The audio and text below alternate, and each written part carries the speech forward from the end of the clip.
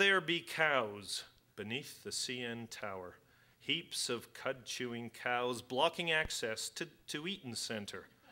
Meandering bovines ignoring the signs in the Skydome parking lots, plopping great wet cow flops at the floor-shimed foot of Bay Street.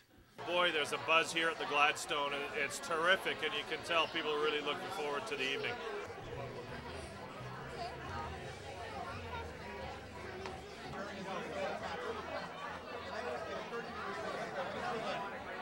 It was wonderful to hear that this is a program that is bringing children and books together, and certainly children and physical activity. To help make extra money, my grandma learned how to play poker.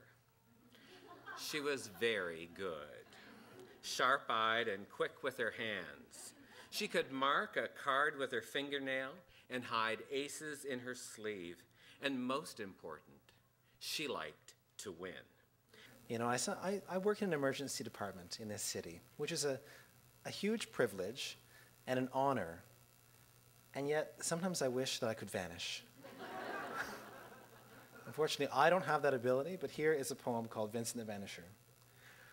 Oh, where did poor Vincent the Vanisher go? He vanished so quickly that nobody knows.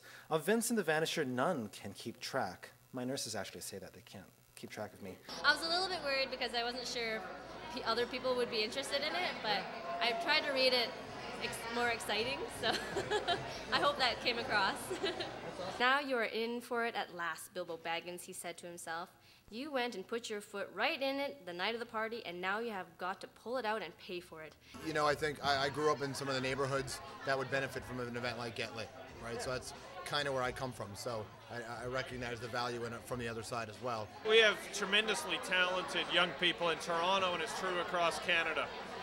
But some of them face barriers that aren't their fault. Barriers of poverty, barriers of discrimination, barriers of racism. And reaching young people through athletics and the arts, it reaches their talents. So, yay, I chose a Hungarian poem from a book that nobody can get. So, way to inspire the kids. Egész úton hazafelé, azon gondolkodám, miként fogom szólítani, rég nem látott anyám. And the translation is, for the entire journey homeward, my thoughts were on this. Whatever will I say to my mother whom I've not seen for ages? The beauty of this thing is that everyone gets to,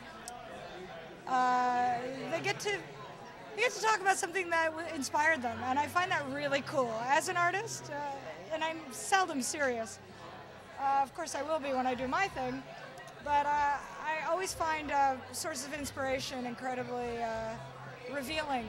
The poem is by Edgar Guest, and it's called Myself. And this is what my mother, with her arm around me, made me read every day I left my house when I was about 12 or 13 years old.